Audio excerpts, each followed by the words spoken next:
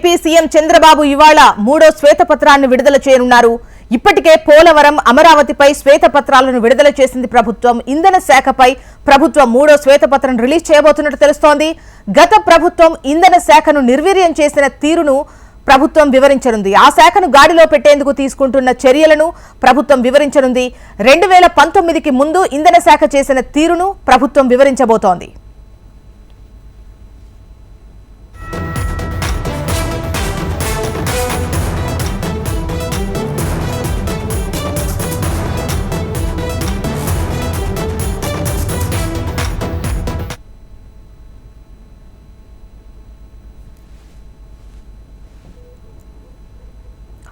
AP CM Chandrababu ఇవాళ మూడో శ్వేతపత్రాన్ని విడుదల చేయనున్నారు.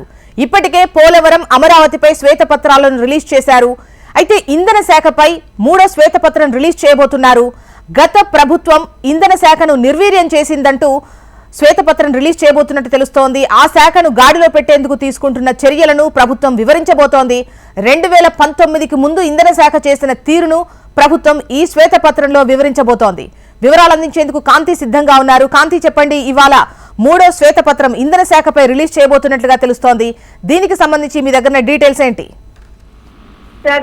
ఆంధ్రప్రదేశ్ లో ఇప్పటికే 3 శ్వేతపత్రాలు అంటే 2 శ్వేతపత్రాలను ఎన్డీఏ ప్రభుత్వం విడుదల చేసింది. దాంట్లో భాగంగా ఏవైతే 7 శ్వేతపత్రాలను రిలీజ్ చేయాలి, రాష్ట్ర ప్రజలకు రాష్ట్రంలో ఉన్నటువంటి పరిస్థితులు, ఏ శాఖలో ప్రస్తుత పరిస్థితులు ఎట్లా ఉన్నాయి అనే దానికి సంబంధించి ప్రజలందరికీ తెలియాలి అని ఏదైతే ఎన్డీఏ ప్రభుత్వం భావించిందో 3 శ్వేతపత్రాన్ని ఈ రోజు విడుదల చేయబోతున్నారు. ఇప్పటికే పోలవరం, అమరావతి పరిస్థితుల పైన శ్వేతపత్రాన్ని చంద్రబాబు నాయుడు విడుదల చేశారు. ఇక మూడో ఇంధన శాఖకు సంబంధించినటువంటి వాస్తవ పరిస్థితులు, గత ప్రభుత్వంలో ఇంధన శాఖను ప్రభుత్వం ఎట్లా నిర్వీర్యం చేసింది, దాని వల్ల ప్రస్తుతం గాడిలో పెట్టేందుకు ఎటువంటి చర్యలు తీసుకోవాల్సిన అవసరం ఉంటుంది అనే అంశాలకు సంబంధించినటువంటి శ్వేతపత్రాన్ని ఈ రోజు చంద్రబాబు నాయుడు విడుదల చేయబోతున్నారు. అయితే 2019కి ముందు ఇంధన శాఖలో పనిచేసిన తీరు, ప్రస్తుతం 2019 నుంచి 24 వరకు పనిచేసినటువంటి తీరును కూడా ప్రభుత్వం వివరించబోతోంది. దీంతో పాటుగా దీనికి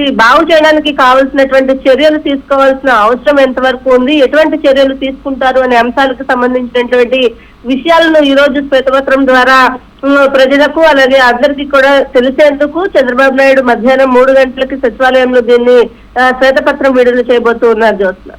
ఓకే, రైట్ కాంతి.